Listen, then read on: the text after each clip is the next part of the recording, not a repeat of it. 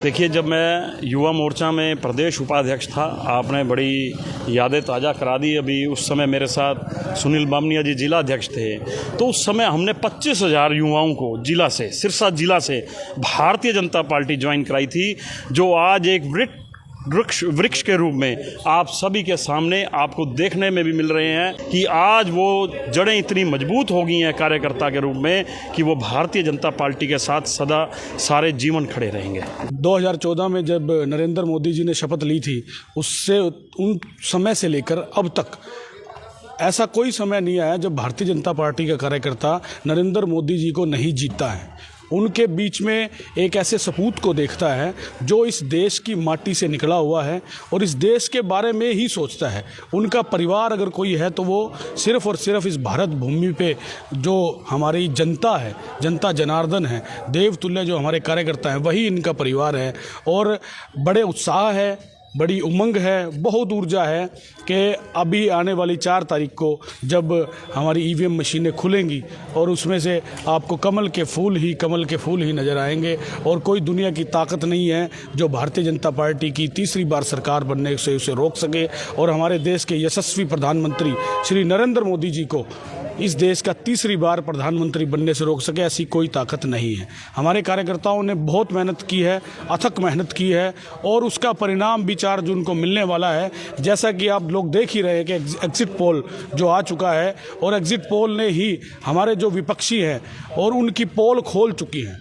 उनको पता लग चुका है कि अब उनकी कहीं गिनती नहीं होने वाली। जैसे कि हमारे अमित शाह जी ने कहा था, हमारे राहुल बाबा के बारे में, कांग्रेस के जो नेता हैं उनके बारे में बोला था कि जितनी उनकी उम्र है उनसे भी कम सीटें उनको मिलने वाली है। तो अभी तो उनका द्वंद्व युद्ध तो इस बात से चल हो रहा है कि उनको विपक्ष में बैठने के लिए भी उतनी सीटें मिल जाएंगी क्या जितनी उनको विपक्ष में बैठने के लिए, विपक्ष का नेता बनाने के लिए उनको सीटें मिलनी चाहिए। शुगर कंट्रोल हो पाएगी या नहीं? हाँ बिल्कुल जी, बिल्कुल शुगर भी कंट्रोल हो जाएगी, क्योंकि उत्साह इतना है कार्यकर्ताओं में, हमारे देश की जनता में भी उत्साह है। लोग नरेंद्र मोदी जी के बारे में जो बातें करते हैं, हम आम लोगों के बीच में जाते हैं, वो उन्हें अपना ऑलरेडी नेता मान चुके हैं। और इस देश का 1947 के बाद से अब तक कोई सबसे ज़्यादा पॉपुलर कोई प्रधानमंत्री हुए हैं तो वो हमारे आदरणीय यशस्वी श्री नरेंद्र जी मोदी हुए हैं। और उनको पूरी भारत ही नहीं, पूरी दुनिया मानती है। पूरी दुनिया की जो सबसे टॉप मोस्ट लीडरशिप है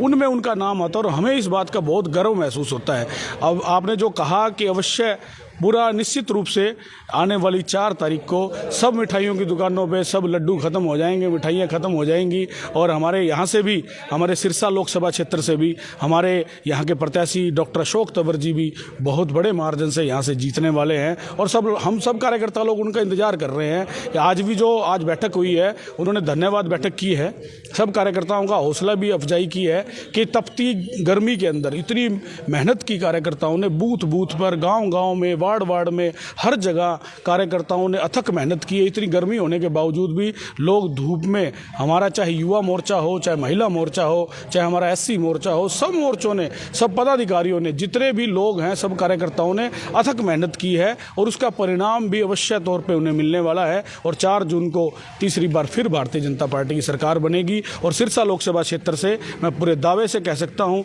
कि डॉक्टर अशोक तंवर जी बड़े जीत के मार्जिन से यहाँ से MP बनने वाले हैं और सांसद के रूप में हमारे सिरसा लोकसभा का नेतृत्व इस देश की सबसे बड़ी पंचायत में करने। हाँ, वाराणसी तो देखो हमारे लिए बहुत ही, वो हमारे लिए वैसे भी हमारी जो ऐसी भूमि है जहाँ हमारे विश्वनाथ जी पधारे हैं, वहाँ पर विराजमान है, उनके लिए तो देखो हमारे लिए उनसे तो बड़ी कोई भूमि हो नहीं सकती। और सबसे पहला फूल भी और सबसे बड़ी जीत भी वहाँ पे नरेंद्र मोदी जी की वहाँ पे होने वाली है। इस बात को कोई ना तो कोई झुठला सकता है, ना कोई इसके बारे में कोई कह सकता है क्योंकि वाराणसी है, वहाँ के लोगों ने देखा है। वहाँ पर वाराणसी के अंदर जब भी हमारी भारतीय जनता पार्टी के यशस्वी हमारे आदरणीय नेता नरेंद्र मोदी जी जब उन्होंने वहाँ पर पहली बार चुनाव लड़ा, तब उन्होंने अपने मुख से ये बोला था कि मुझे यहाँ किसी ने नहीं भेजा, मुझे साक्षात गंगा मैया ने मुझे बुलाया है। और वो उन्होंने वहाँ करके भी दिखाया है। जब वहाँ पर उन्होंने इस लोकसभा क्षेत्र का नेतृत्व किया, उस लोकसभा क्षेत्र के अंदर उन्होंने ऐसे ऐसे काम करके दिखाए हैं, वहाँ की जनता ने अपने आप न्यौछावर हो गए हैं वो नरेंद्र मोदी जी की एक बात पर। उन्होंने अपनी दुकानें, अपने मंदिर, छोटे छोटे मंदिर थे, उनको डेवलपमेंट करने के लिए उस मंदिरों को उन्होंने खुद वहाँ आगे जाकर उन्होंने अपनी दुकानों की चाबियाँ उनको देने का काम किया और सरकार को ये कहा कि आप लोग इस वाराणसी को, इस काशी को सुधारने का काम करें और इसको भव्य और सुंदर बनाने का काम करें। और हमें कोई आपत्ति नहीं है, वहाँ की जनता ने बहुत साथ दिया है और अवश्य तौर पर वहाँ सबसे बड़ी जीत हमारे आदरणीय नरेंद्र मोदी जी की होने वाली है। हमारी हरियाणा की 10 की 10 सीटों पर कमल का फूल खिलने जा रहा है और बहुत बड़े मार्जिन से हरियाणा की 10 की 10 लोकसभा क्षेत्रों में हमारे यशस्वी जो मुख्यमंत्री है श्री नायब सैनी जी के नेतृत्व में, हमारे पूर्व मुख्यमंत्री मनोहर लाल जी के नेतृत्व में संगठन के लोगों ने जितनी मेहनत की है वो निश्चित तौर पर मैं कह सकता हूँ हरियाणा की 10 की 10 सीटों पर कमल का फूल खिलने वाला है। और 11वां फूल हमारे करनाल की विधानसभा है, जहां हमारे हरियाणा के मुख्यमंत्री नायब सैनी जी वहां पर विधानसभा का उपचुनाव लड़ रहे हैं, वो भी बहुत बड़े मार्जिन से जीतेंगे और हमारे हरियाणा में 10 नहीं 11 फूल खिलने वाले हैं। जी अमन जी, आपने बिल्कुल 31 गाँव और 31 वार्डों में जाकर पूरा धुआंधार प्रचार किया, तो इस बार इस जीत की खुशी के लिए आप कैसा प्रचार रहेगा? बिल्कुल धन्यवाद आपका, आपके चैनल का। और मैं पहले भी कह चुका हूं कि आप बिल्कुल निष्पक्ष दिखाते हैं और उसके लिए आप बधाई के पात्र हैं। और आज मैं पुनः आपको इसकी बधाई दे रहा हूं कि जब जब भी मैंने आपकी वीडियोस या समाचार देखा है, आप सत्यता पर आधारित दिखाते हैं। और आज भी आपने ये सत्यता पर आधारित बात करी है कि निश्चित रूप से सिरसा विधानसभा में 31 गांव 31 वार्ड घूमने का काम किया और निश्चित रूप से केवल सिरसा विधानसभा से भाजपा प्रत्याशी की 35 से 40 हज़ार वोटों की विजयी होगी। आज हम जिस गर्मी से जूझ रहे हैं और 400 पार का नारा तो निश्चित रूप से मोदी जी की अगुवाई में पार होगा,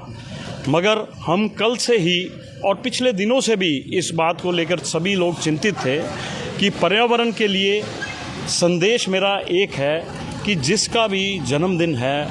बच्चों का जन्मदिन है, स्वयं का जन्मदिन है, वो 10 पौधे उस जन्मदिन पर ज़रूर लगाए। और आने वाले समय में भी हम भारतीय जनता पार्टी की तरफ से भी व नागरिक होने के नाते भी ये अभियान अपने हाथों में लेंगे और जन जन जगह पर पौधों का लगाने का काम करेंगे।